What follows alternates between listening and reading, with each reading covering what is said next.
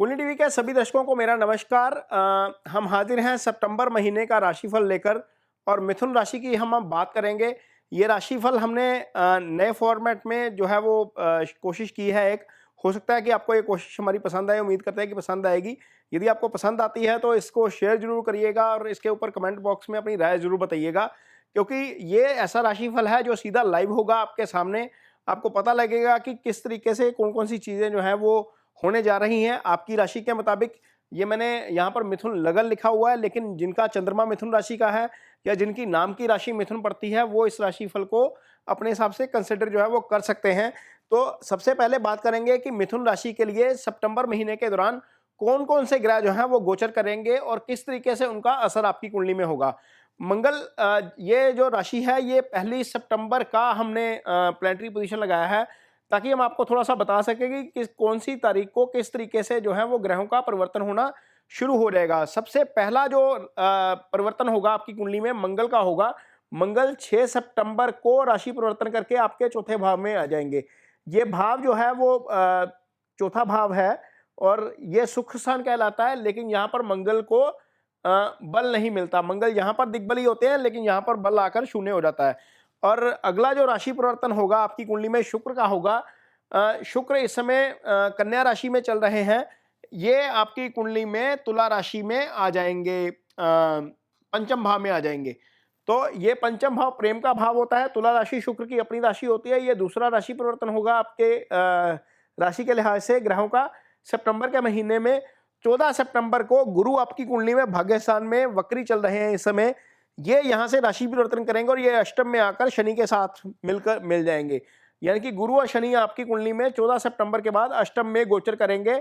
इसके अलावा एक जो राशि परिवर्तन होगा वो बुध का होगा।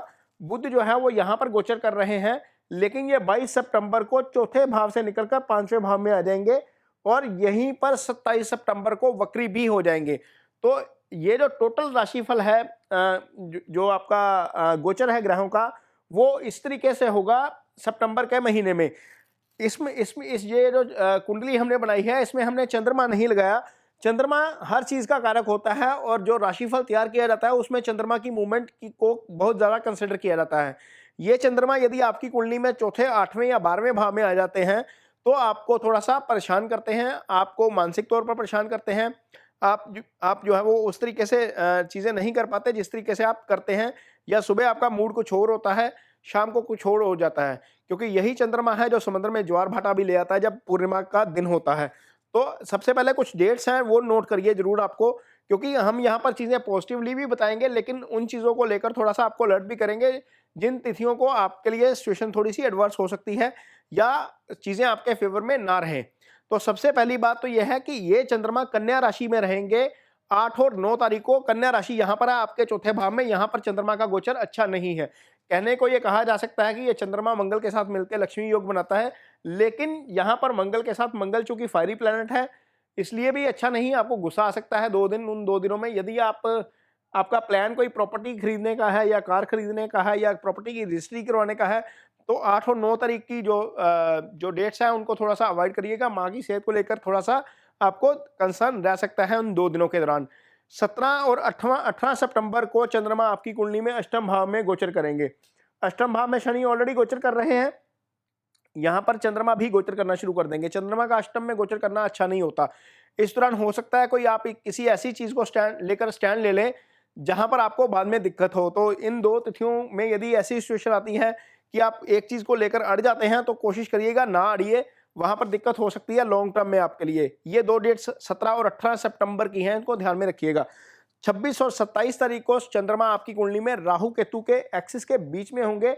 12वें चंद्र का ट्रांजिट वैसे भी अच्छा नहीं होता, लेकिन जब केतु और राहु के एक्सिस में आ जाते हैं, मन का कारक है चंद्रमा, जब ये 2 ग्रहों के एक्सिस में आ जाता है तो थोड़ा सा आपको व्यथित कर सकता है। हो सकता है इन दिनों में आपके खर्चे जो हैं वो थोड़े से ज्यादा बढ़ जाएं, इसलिए इस चीज को लेकर आपको थोड़ा सा ध्यान रखना पड़ेगा। तो ये तो थी चंद्रमा और बाकी ग्रहों के गोचर की बात। अब हम बात करेंगे आपके कर्म और आपके आय की, क्योंकि सबसे इंपॉर्टेंट चीज लाइफ में कर्म होती है। आपका प्रोफेशन है, आपकी जॉब है, आपका कारोबार है, वो सबसे इंपॉर्टेंट है। जहां से आपको अर्निंग्स आनी है वो सबसे इंपॉर्टेंट है। तो आपकी कुंडली में गुरु बनते हैं यहाँ पर आय के स्थान भाव के मालिक, और मंगल बनते हैं आपकी कुंडली में सॉरी, ये कर्म स्थान के मालिक हैं, ये आय स्थान के मालिक बनते हैं। अब यहाँ पर स्थिति क्या रहने वाली है, गुरु यहाँ से निकलकर अष्टम में चले जाएंगे। कहने को ये भाव अष्टम भाव है लगन का, लेकिन ये यहाँ से 11वां बनता है।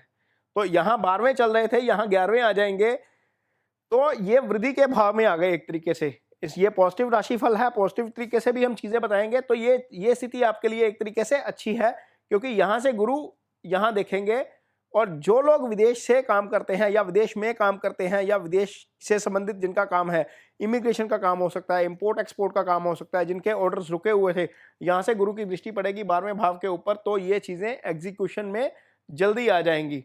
तो ये जो स्थिति है आपके लिए एक तरीके से अच्छी है। गुरु यहाँ पर बैठकर सीधा धन भाव को देखेंगे, तो धन में भी वृद्धि करेंगे।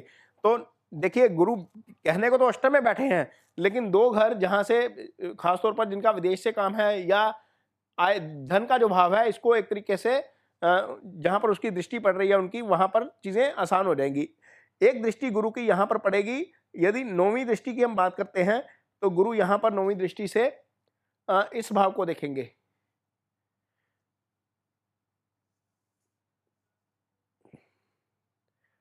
इस भाव को देखेंगे, ये भाव होता है आपकी पब्लिक परसेप्शन का भाव, धारणा का भाव होता है चौथा भाव।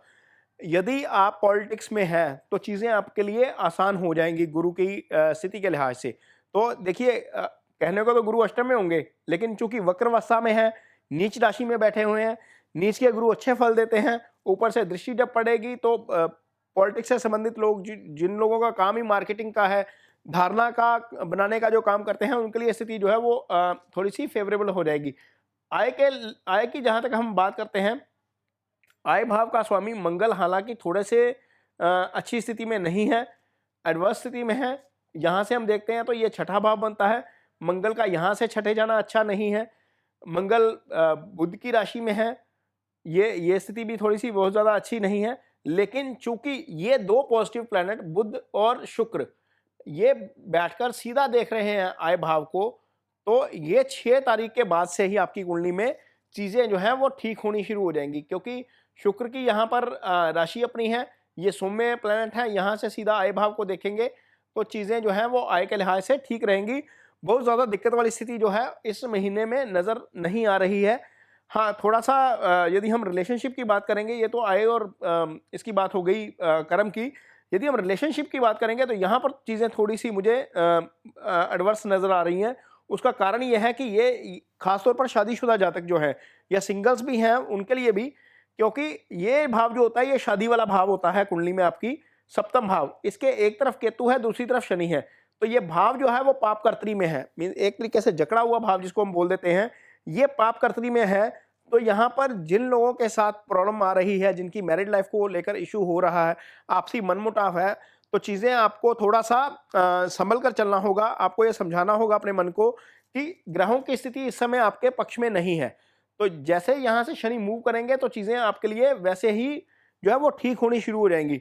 अदरवाइज यदि हम वैसे बात कर रहे हैं, रिलेशनशिप का जो शादी का कारक ग्रह होता है, शुक्र होता है, वो जरूर आपके लिए थोड़ा सा अच्छी पोजीशन में आ गए हैं, क्योंकि यहाँ पर नीच राशि में थे, यहाँ पर जो है वो अपनी राशि में आ गए हैं। वो थोड़ी सी मजबूती जरूर मिली है शुक्र को, क्योंकि शुक्र के मैरिज के कारक ग्रह होते हैं वो शुक्र होते हैं।